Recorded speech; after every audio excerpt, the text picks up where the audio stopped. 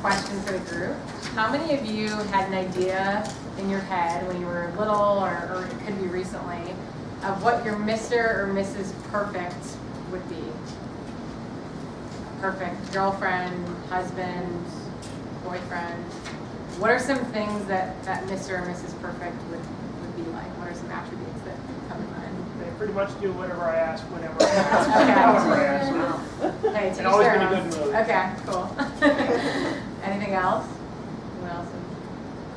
Blondish. Blondish. So when I was younger, I always had this idea of what my Mr. Perfect would look like, or not look like, but be like. And I always had this idea that I would meet the perfect significant other that would be intelligent yet humble, would be extraordinarily caring for me and my family. And I had all these sort of attributes in my mind of what it meant to be Mr. Perfect. And I learned a lesson very early on that I was sort of overthinking it. I don't know if any of you have experienced that before, but I had in my mind this like perfect person that I was sort of looking for. And throughout my life, I had many examples of Mr.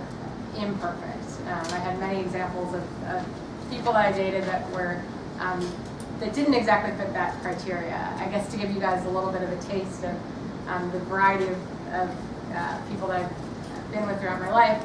I dated an organic farmer once who was very intelligent and an awesome guy, but didn't have like the humor that I was looking for. I dated someone else that was like really kind and outgoing, but didn't have like the same sort of career aspirations that I was looking for. And like I said, I realized very quickly that I was totally overthinking it, and that I needed to just calm down. And it wasn't about finding that perfect person; it was finding a person that was perfect for me. So, fast forward to 2012, I met Max, and he was perfect for me.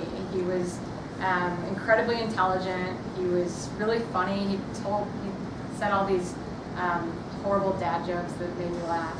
His favorite one being anytime he wanted to make a decision that was like trivial, like what should we order for dinner tonight, he would say, well, I'm not driving tonight. And he'd make silly dad jokes like that always made me laugh. So he was really, really kind. And we dated for about a year. And after about a year had passed, we had to part ways. He was essentially moving to Washington, D.C., and I was living in New York. And we had a really long, sort of grueling long-distance relationship for a couple of years. It was really tough. Like I felt like I met this perfect guy, but the stars just weren't aligning. I remember he came to New York to visit me once, and we had this like perfect weekend. For a little bit of background too, when I was living in New York, I had a job where I was traveling all the time. Like every week I was in Mexico City, I was in San Antonio, Texas, and it was a really grueling situation. And he came to New York, and it was like the perfect weekend. I totally got my mind off of everything. And then he had to leave, and he had to go back to DC, and it was just really hard. I remember standing at the bus stop, saying bye to him, and thinking, oh my God, is this ever going to end? Like this is so difficult. And so we had 2 years of long distance, and it was really tough. And I'll never forget, he called me one day and he said, I'm ready to move to Chicago. Like I was given a job offer in Chicago. And I remember just feeling this enormous sense of relief. It was so exciting.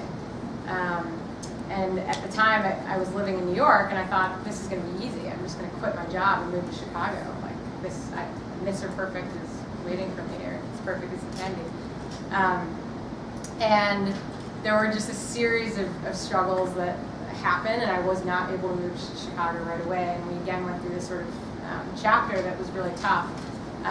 My job wouldn't let me move, and it ended up being much more difficult than I originally thought to make the move and to go to Chicago.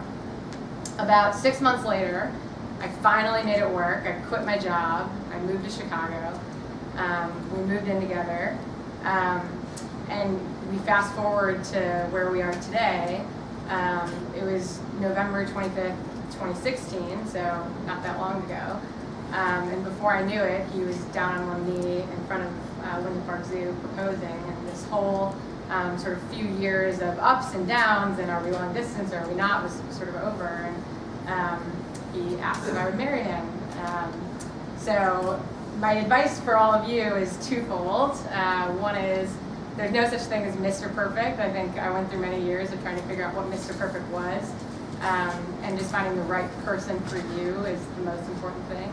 But the second is if any of you are in a long distance relationship, I promise it will get better. We went through a few years of not being in the same place, but it finally all worked out, and I'm really excited